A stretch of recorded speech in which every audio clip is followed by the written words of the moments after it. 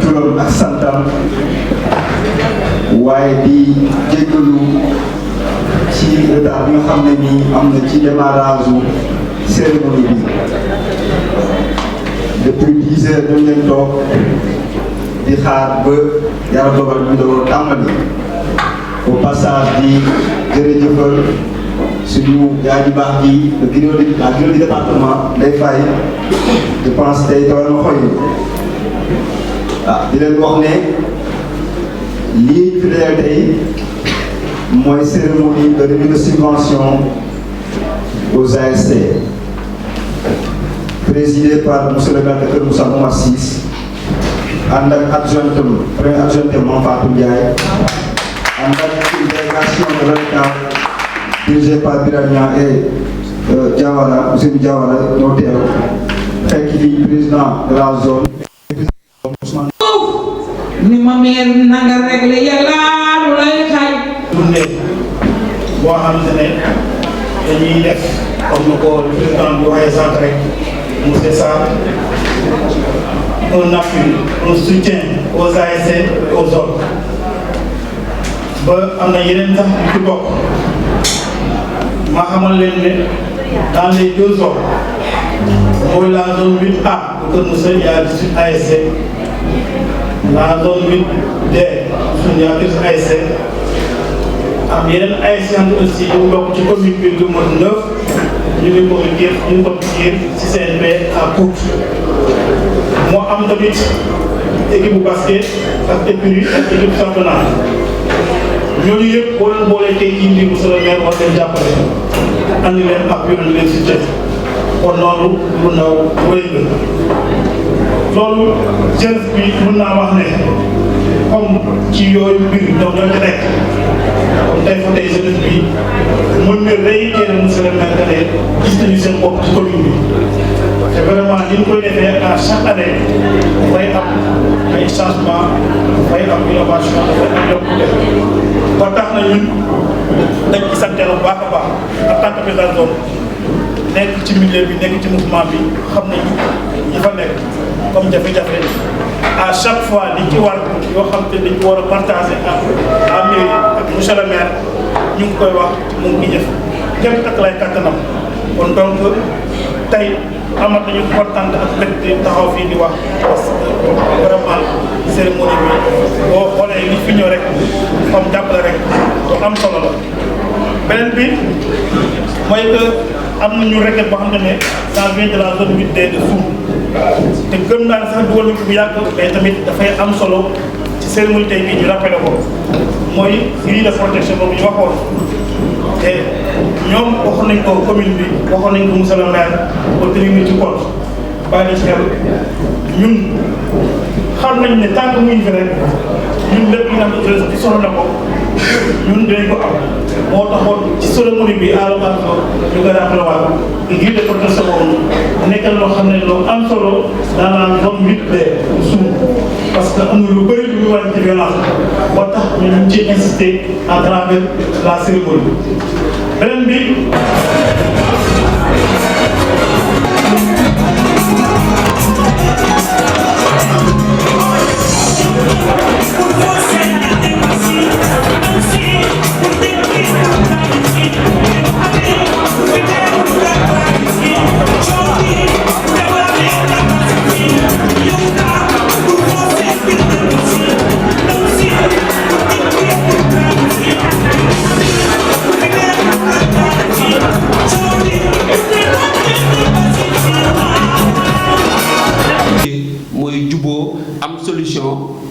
dans l'intérêt de la jeunesse, dans l'intérêt du mouvement associatif loolu ñu ngi leen ci sant di leen ci gërëm président ASC yi tamit ñu ngi leen di sant di leen gërëm parce que des fois ñu wañ seen loxo parlaay mi doon wax fii sànq xam na li mu wax préparé na match am ba war a ñëw football si ma ne ko bul ñëw regroupement am ak dépense am yëpp wañ loxoom ni ko les conditions ne sont pas réunies pour match am mu nangu. kon au nom de la commission au nom de la zone ñu ngi remercier tous les présidents d'ASC ci seen collaboration peñ xëy ko jël xiñu na ko jël kàccalik moo ko jël wala mbul moo ko jël génnul commune bi te lépp dañuy ñëwaat jébal ko monsieur le maire ni ko ñoo ko jël feet lañ bëgg nu muy demee kon donc loolu lépp nañ xam ni benn la donc ni ñu commencé ñaan yàlla ñu continuer noonu beneen aussi nañ beral di sant journalistes yi parce que presse locale bi muy Palo TV di KM TV heure bu ñu leen woowee dañuy ñëw tey jii nii ñu ngi koy def en direct ñëpp di ko seetaan beneen bi aussi di beral Adama Kandé bu 2S TV dama ko woo mun ma kat congé laa nekk mais comme yéen waa Kër Moussa yéen a ma soxla dinaa def le tout ba ñëw assister moo fi jiitu Adama Kandé mi ngi ne toog 10 heures la fi ñëw 10 heures la fi ñëw 10 heures la fi ñëw toog di xaar te ku ne xam na ni Ada c'est journaliste boo xam ne journaliste international la journaliste sportif bu mag la donc bu daggee itteem yëpp ñëw ndax Kër Moussa donc ñun ñu ngi koy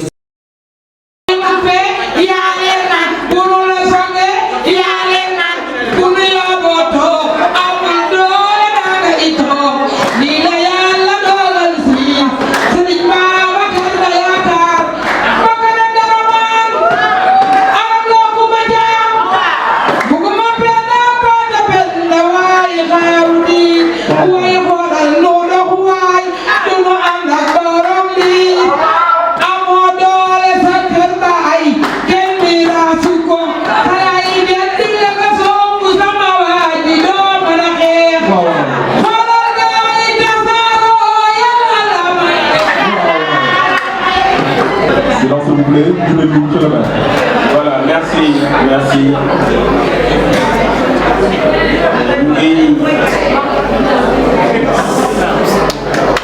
Ñu ngi nuyu assistance bi yëpp xam naa tey cérémonie bi daf ma xaw a digg ginnaaw parce que genre cérémonie yi souvent dama daan bàyyi xale yi rek ñoom ñi nga xam ne ñooy diriger ñu doxal ko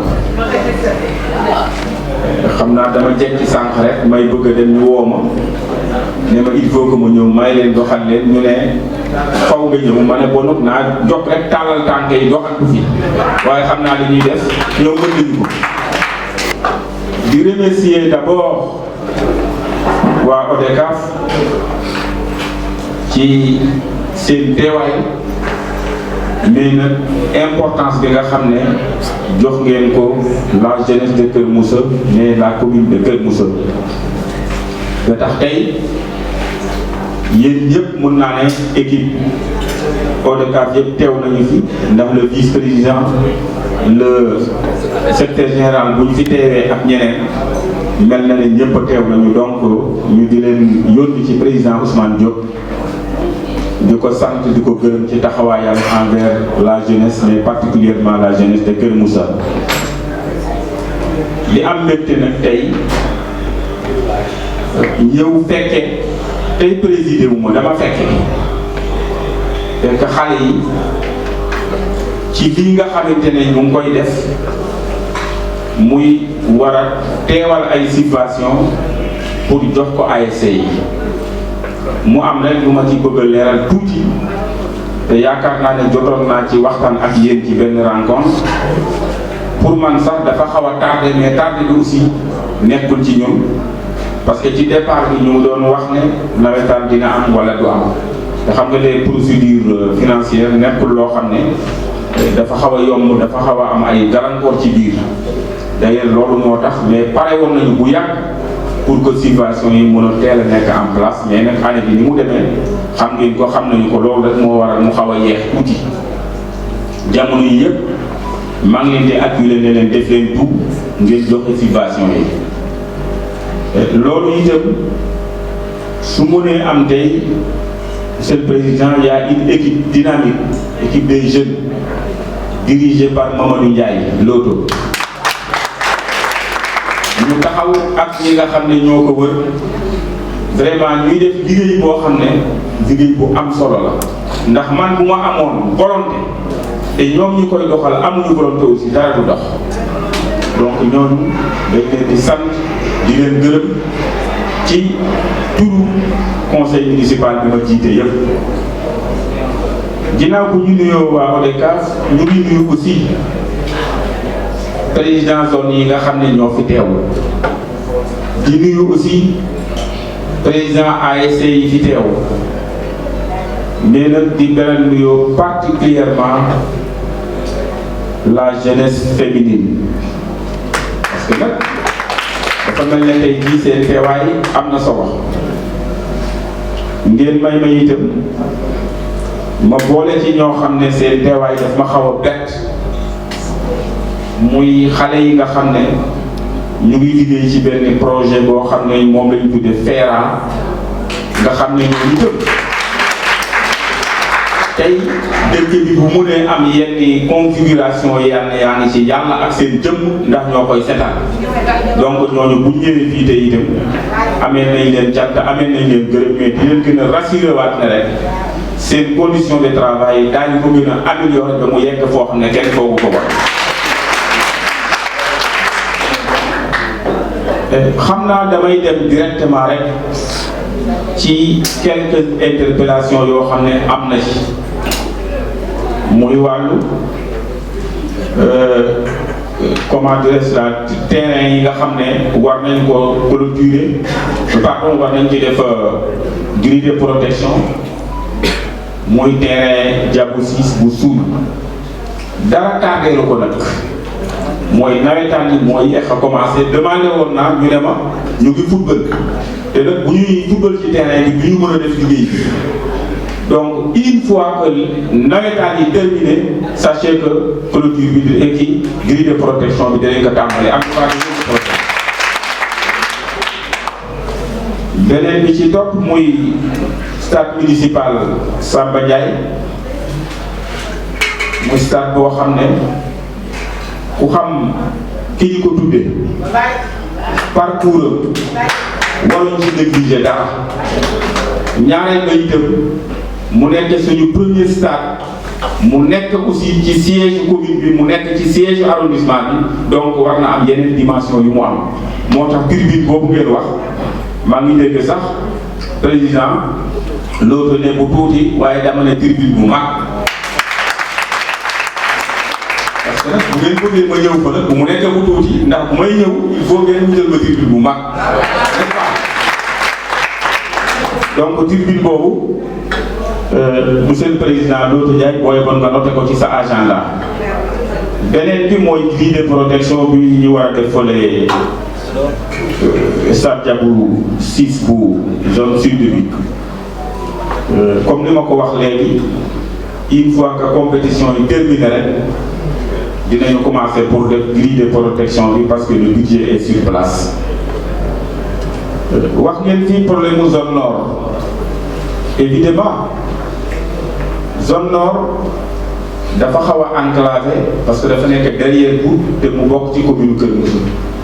donc ce sera très difficile aussi pour ñuy déplacer wu foofu ba ñëw Kër Moussa donc accepté naa principe bu war fa def benn stade war ko clôturer mais là aussi na ngeen def benn commission ngeen dem fa parce que je ne voulais pas que ñuy def loo xam ne dafay nekk à l'encontre maanaam ci loo xam ne du jeunesse bi moo ko décider seen bopp parce que zone nord y a quelques 6 villages yoo xam ne ñoo fa féete ndax yaa Galaat seen séeréer seen wolof Ñaxit Ndey Ngomeen Yadde et yeneen amoo yi nga xamante ne ñoo fa nekk donc dafay laaj ngeen def benn commission tripartite commune bi les commandants de la zone et plus encore benn équipe municipale c'est-à-dire représentant du maire ñu dem waxtaan ak nit ñi ba xam parmi ces villages fan lañ yaakaar ne mën nañ ko fa def nga xam ne buñ ko defee ëllëg du am benn contestation une fois que loolu ñu def ko on fait la délibération introduire le dossier ñu am seen terrain comme ñëpp donc foofu loolu laa leen ci mën a wax beneen bi aussi muy wàllu formation professionnelle parce que man dama gis ne ASC yi waruñu yem rek ñu di leen jox ay subventions ñuy def nawetaan wax ngeen formation bi mais na ngeen ci boole des projets xam naa ne sax boo waxee formation wax projet mës naa ko wax. il faut que jeunes yi aussi ñu créer loo xamante ne dina mën a tax ñoom ñu mën ciy def seeni activité économique même li ma bëgg wax foofu mooy c'est bien beau de faire des subventions li ngeen fi sànq loo xam ne dem na ci 60 ou 75 millions yëpp ñu def ko ci jeunesse bi mais man bu ma sañoon aussi la ñuy def ci jeunesse bi mu gën a am visibilité nan lay amee ñu organiser jeunes yi à des GIE yoo xamante ne daañu leen mën a wutal financement jeunes yooyu aussi di ci yëngatu di ci mën a dugal ñeneen ak ñeneen parce que loolu mooy créer emploi. je donne exemple chaque ASC tey waroon na mën a am créer benn projet de développement boo xam ne lan lay xaar pour ku ko financer en ce moment là c'est à notre charge d'aller chercher les financements pour que ASC bi mën a autofinancer boppam à partir de cette année. donc monsieur Diawara loolu aussi bëggoon naa ngeen dimbali ci liggéey ci ak jeunesse bi il ne reste que s'il ne reste que le financement vraiment on va trouver des financements pour la jeunesse parce que jaral nañu ko quand même. wàllu formation professionnelle bi aussi xam nga dañu fekkoon rek ñu def commission jeunesse sport ma ne leen mais bu ñuy wax emploi jeune moo tax donc bon yokk leen ci emploi am na yuñ ci def yu bari yoo xam ne xëy na ni mu demee def nañu benn rapport bu xaw a exclusif mais des na mooy bari na jeunes yoo xam ne tey fexe nañu ba am na fu ñuy xëy na mënuñu toog fii di ko éliminer ñu kenn xamul mais loolu aussi formation bi dafa am solo ndax li tax mu am solo mooy marché du travail dafa am ñu muy laaj ay qualification lay laaj mais bu fekkee nit ki aussi amul qualification pour nga wutal ko liggéey du yomb da ngay xam ne nit ki lii la kii lii la mën a kii lii la mën a raison de plus nous avons des partenaires yoo xam ne waxtaan nañu ak ñoom d'ailleurs je pense que Talla wax na ko sànq orienter leen pour que formation boobu ñu mën a jël maximum de jeunes et là aussi dama leen di wax bu leen def benn distinguo toute la jeunesse laa wax kenn ku ci nekk ak foo mën a nekk ak parti boo mën a bokk ñëpp dañ leen impliqué ci wàllu formation boobu parce que man xamewuma parti samay jeunesse laa xam donc ñu impliqué jeunes yëpp information bi jàll da nga xam ne jeunes yëpp dinañ ñëw inscrire formation boobu ñu mën ci bénéficier wu pour que demain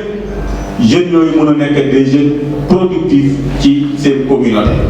voilà loolu rek laa doon bëgg a leeral foofu ci wàllu formation bi ngeen gën ko yaatal ba nga xam ne xale yëpp daal ci mën a dugg ngeen gën ko yaatal ba nga xam ne commune bi yëpp ñu mën ci bénéficier wu. tey na nombre bi ñu fi wax du ñu mën a jëlandoo yëpp ci benn année mais au fur et à mesure que ñuy dem chaque année ñuy former ay jeunes ci métiers yoo xamante ne jàpp nañ ne buñ ci génnee vraiment ñoom dañuy nekk ci marché bi ñu war leen mën a recruter ci yenn emploi yaa ngi ci donc bon loolu laa amoon côté boobu may wax ci jeunesse bi di leen ñaan aussi xëy na jël ngeen lu bari mais cette année les finalistes na ngeen leen jël en charge 100% ci seen frais de déplacement les finalistes. Il y aura aussi prise en charge organisation finale yëpp na ngeen ko jël en charge kooku jox naa leen ordre pour ngeen def ko da ngeen leen mën a jàppale ba nga xam ne finale bi daañu ko mën a def boo xam ne dina tegu ci ay anam yu wóor avec beaucoup de sécurité ngeen jàppale leen ci vraiment loolu aussi dinaa ko sàkku ci yéen. beneen bi aussi te fi laay jeexale dinañu teg benn coupe boo xam ne l'équipe la plus fair play moom lañ koy jox cette année. les finalistes aussi cette année pour la coupe du maire les deux finalistes chaque équipe dañ ko jox une subvention de 500 000. les deux finalistes si je me comprends bien yaa ngi jël note voilà pour que vraiment cette année mu nekk année boo xam ne comme xale yi année bi passée avec pandémie bi amuñu ay nawetaan dama bëgg nawetaan yi ñu dugg ngeen def ko ci façon boo xam ne da ngeen di jëluwaale en compte li nga xam ne passé na te jot ñu ko woon def la ñu ñàkkoon foofu yëpp vraiment ngeen defal leen ko ci nawetaan yi nga xam ne ci la ñu nekk. donc avant may terminer may remercier la presse locale wax nañ ko léegi pourquoi mu wax ko parce que ñun aussi dañuy consommer local. On pourrait même appeler toute la presse nationale yu ñëw fii mais dañu am suñu presse locale boo xamante ne ñu ngi fi ñuy def liggéey bu am solo moo tax ñu privilégié leen mais di beral ngërëm particulièrement koo xam ne man xawoon naa ko perdre vue te loolu wax ko léegi mooy Adama Kandé un grand journaliste sportif plus connu national et international